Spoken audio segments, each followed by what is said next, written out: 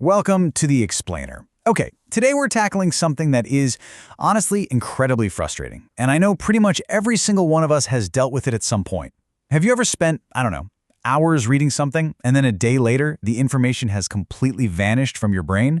Well, today we're going straight to the source to fix exactly that. We're breaking down the actual science of reading retention. My goal here is to make this super clear, really actionable, and hopefully completely transform the way you process information. So grab a mental notepad because we're about to rethink everything you thought you knew about reading. Right, so closing a book and remembering absolutely nothing. You read the pages, you scroll the articles, maybe you're even that person highlighting half the page in neon yellow. We've all been there. But when it's time to actually pull that information back up, the vault is totally empty. Look, I really want to validate that frustration right out of the gate. If this happens to you, you are so not alone.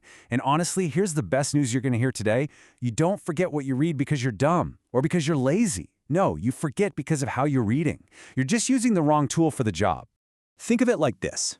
When we passively read, just scrolling and highlighting without an actual strategy, we are essentially pouring water into a leaky bucket. The information pours in, sure, but it immediately drains right back out the bottom. We have this weird assumption that just by passing our eyeballs over the words, we're somehow magically locking them into our memory. But the truth? Volume simply does not equal retention. It really isn't about reading more, it's about reading differently. We really need a total paradigm shift here. We have to start splitting reading into two totally distinct phases. First, there's consumption. This is your intake. It's the raw reading, the speed you read at, the format, the context. But then there's digestion. This is how your brain actually encodes and stores all that stuff you just consumed. I mean, think about eating, right? You don't just chew and swallow food to survive. Your body actually has to digest it to absorb any of the nutrients. Reading is literally the exact same process.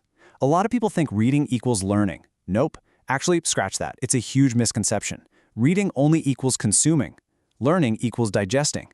If you're just consuming without ever digesting, you're basically eating mental fast food all day and then wondering why you feel totally drained and mentally bloated. So consider this idea for a second. Reading is not a single skill. It's actually a set of micro skills. We kind of treat reading as this one big monolithic activity, don't we? But let's go back to the kitchen for a second. Cooking isn't just one single action. It's chopping, it's boiling, it's seasoning, tasting. Reading is the exact same way. It requires a whole tool belt of micro skills. You're decoding the text, you're grasping the context, you're linking it to stuff you already know, and you're rehearsing it so it actually sticks around in your brain.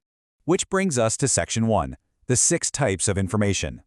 It is time to stop treating all reading exactly the same. To kick off this framework, we have to recognize that not all information is created equal. I mean, you wouldn't read a dense college textbook the same way you'd read a beautiful poem, right? Watching a technical coding tutorial is a totally different beast than reading a sci-fi novel. There's a way to eat a salad, and there's a way to eat ice cream. Books are no different. So, our source material breaks the information we consume down into 6 major categories. Type number 1 is procedural information. This answers a very specific question. How do I do this? Think of this as your step-by-step instructions. It's what you use when you're following a recipe or trying to assemble some ridiculously complicated IKEA furniture or writing your first line of code. This matters because it helps you take action. And how does your brain handle it? Well, it uses logic and physical movement. You learn by doing. If you've ever watched a YouTube tutorial and had to pause the video every 10 seconds to try a step yourself, try, fail, repeat, congratulations, you were perfectly digesting procedural information. Next up is conceptual information. This one answers, what is this thing and how does it work? So here, we're shifting away from those physical step-by-step actions and moving into the big ideas behind things. This is all about the why and the how. Think about wrapping your head around what gravity is, or how a democracy functions, or what a computer algorithm actually does under the hood. Your brain handles this by making sense of abstract ideas and figuring out how they fit into a much bigger mental picture. It's essentially the difference between knowing how to drive a car, which is procedural, versus understanding how the car's engine actually works. That's conceptual. Then we have narrative information. This answers what happened and why does it matter. Simply put, these are stories. Biographies, historical events, personal anecdotes, and stories, they are incredibly powerful for human memory because they connect raw, cold events with real human emotions. When you consume narrative information, your brain is super busy tracking timelines, following characters, and processing feelings. It is literally like watching a movie play out in your head. If you have ever cried during a film, or vividly remembered a profound life lesson just because of a story your friend told you, well, you've experienced firsthand the sticky, super powerful nature of narrative memory. Moving on to type 4, analogous information. This happens when you compare something entirely new to something you are already intimately familiar with. It is the brilliant use of metaphors and analogies to make incredibly complex, dense stuff feel easy and familiar. For example, comparing the human brain to a computer, or using a phrase like time is money. When you're digesting this, your brain is spotting patterns and creatively linking ideas together.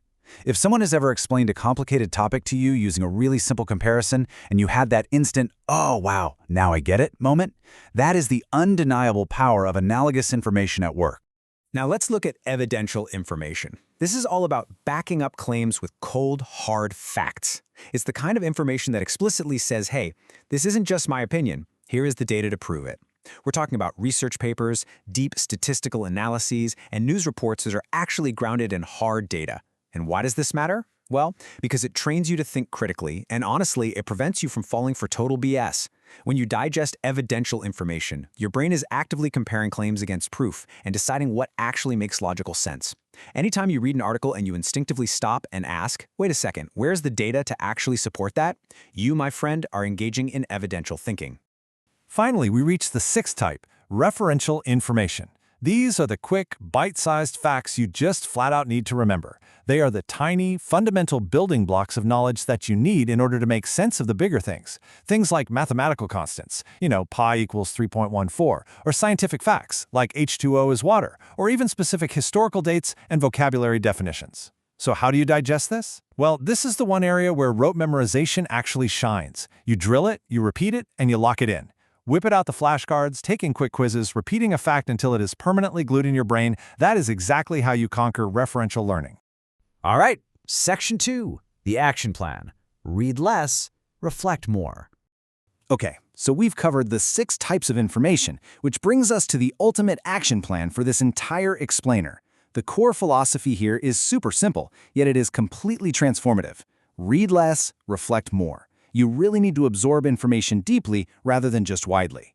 Remember, we already established that simply dragging a highlighter across a page does not equal understanding it. And passively rereading the same chapter over and over again, that is definitely not the same as actually remembering it. If you just stuff your brain with content without ever giving it the time to encode, you're just going to end up mentally bloated.